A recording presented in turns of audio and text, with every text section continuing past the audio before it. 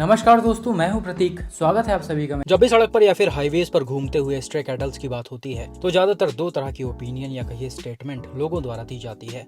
एक में उनका मानना होता है कि स्ट्रे कैटल्स को रोड्स पर या फिर हाईवेज पर बिल्कुल भी नहीं होना चाहिए, क्योंकि ये रोड्स गाड़ियों के चलने के लिए हैं। अगर कैटल्स ऐसे रोड्स पर रहेंगे तो गाड़ियां कहाँ चलेंगी।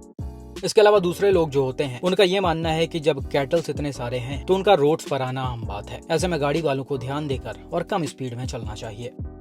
तो अगर देखी जाए तो एक तरह से दोनों ही चीजें अपने अपने जगह पर बिल्कुल सही हैं, लेकिन कई बार कहने में और अपने सामने चीजों के होने में बहुत फर्क होता है, और वही मैं आपको आज के इस वीडियो में दिखाऊंगा, जिसे देखकर आपको खुद डिसाइड करना है। पहला एक्सीडेंट गुजरात से मिस्टर वाहिव आर्या ने शेयर किया है।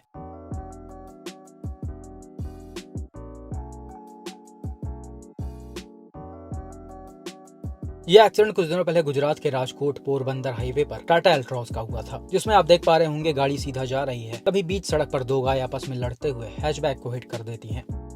अब लोकेशन देखकर आपको कायदे से समझ में आ रहा होगा कि ये मेन हाईवे है, लेकिन फिर भी गाय बीच में मौजूद है। हालांकि यहाँ पर अच्छी बात ये थी कि ये दोनों विजिबल हैं और गाड़ी की स्पीड भी नॉर्मल है, इसलिए एक्सीडेंट कोई खतरनाक नहीं हुआ है। क्लियरली दिख रहा है कि इम्पैक्ट से एल्ट्रॉस के डोर में और फेंडर में डेंट आ गया है।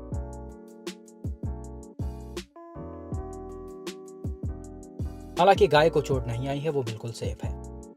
तो भाई यहाँ पर कैटल से साफ साफ दिख रहे थे और गाड़ी की स्पीड भी हाईवे के लिमिट के हिसाब से थोड़ी कम ही थी, इसीलिए इस सिचुएशन में बड़े एक्सीडेंट्स को अवॉइड करना पॉसिबल था। ये टक्कर भी ना हुआ होता अगर ड्राइवर थोड़ा और संभल गए होते तो।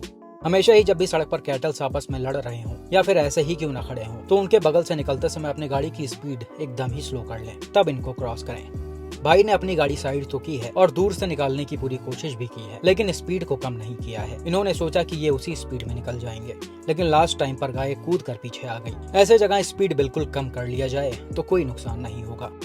बात करते हैं अगले एक्सीडेंट पर, जो मिस्टर रूपेश जी ने शेयर किया है।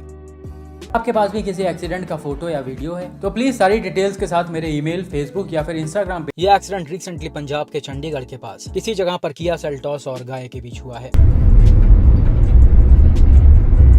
कितना दिन के लिए जा गया 25 तारीख को रुका हूँ।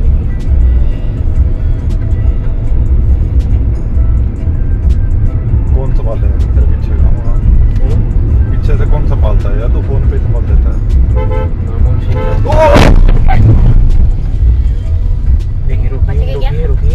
यहाँ पर सर अपने एसयूवी को लेकर एक 4 लेन हाईवे से होते हुए जा रहे होते हैं और इनके गाड़ी की स्पीड आप क्लियरली वीडियो में नीचे के साइड देख सकते हैं। नॉर्मली किसी भी हाईवे की speed limit minimum 80 kilometre per hour के आसपास होती है, लेकिन सेल्टॉस करीब 60 से 70 किलोमीटर पर आवर की रफ्तार में चल रही थी, यानी स्पीड लिमिट से भी कम इस गाड़ी को ड्राइव किया जा रहा था। अब होता क्या है, थोड़ी दूर चलने के बाद एक जगह पर जैसे ही एसयूवी एक ट्रक को ओवरटेक करके राइट लेन में आती है, वैसे ही डिवाइडर को क्रॉस करते हुए पेड़ों के बीच से एक गाय निकलती है और गाड़ी के राइट साइड में लड़ जाती है। पीछे से कौन संभालता है? या तो फोन पे संभाल देता है।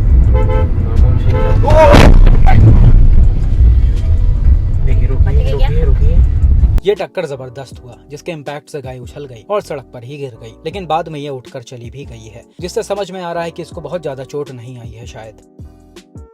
वहीं सेल्टॉस को देखा जाए तो इसमें भी बहुत ज्यादा नुकसान नहीं आया है, फेंडर और डोर डैमेज हुआ है सिर्फ। तो भाई इस वीडियो में आप दो तरह की सिचुएशंस देख सकते हैं। एक में गाय क्लियरली दिख रही है, लेकिन दूसरे में बिल्कुल भी नहीं दिख रही। सब कुछ अचानक और अनएक्सपेक्टेड हुआ है, और इसको देखकर आप बहुत अच्छे से समझ पा रहे होंगे कि एक सिचुएशन में तो हम गाय को और खुद को स्पीड कम करके बचा सकते हैं, लेकिन दूसरे में एक्सीडेंट को अवॉइड करना इम्पॉसिबल है, अगर आप लिमिटेड स्पीड में चल रहे हो तब भी। यहाँ तो चलिए गाय ने साइड से हिट किया है, इसलिए ज्यादा नुकसान नहीं हुआ, लेकिन अभी यही फ्रंट कोलिजन हुआ होता या फिर यही गाय थोड़ा लेट में निकली होती और पीछे से आ रहे ट्रक में लड़ जाती, तो क्या इसका बचना पॉसिबल था? बिल्कुल भी नहीं था, क्योंकि एक्सीडेंट में 60-70 की स्पीड भी बहुत होती है। यह हाईवे तो फिर भी 80 के स्पीड लिमिट वाला है, और यही चीज लोगों को समझनी होगी, जिनको लगता है ऐसे एक्सीडेंट्स में सिर्फ कार वालों की गलती होती है। मेरे हिसाब से ना इसमें कार वालों की कोई गलती है और ना ही जानवरों की गलती है। गलती इसमें उन्हीं गवर्नमेंट्स की है जिनको वोट देने से पहले आप एक बार भी नहीं पूछते हैं कि क्या जीतने के बाद वो इस बड़ी प्रॉब्लम का सोल्यूशन निकालेंगे या नहीं। तो एक दूसरों को ब्लेम करने से कुछ नहीं होगा। जब तक आप गवर्नमेंट पर प्रेशर डालकर बार बार ये सवाल नहीं करेंगे, तब तक न सड़क पर चलने वाले लोग सेफ रहेंगे और ना ही ये बेजुबान जानवर सेफ रहेंगे। बाकी आपका इस पर क्या मानना है, कमेंट में बताइए।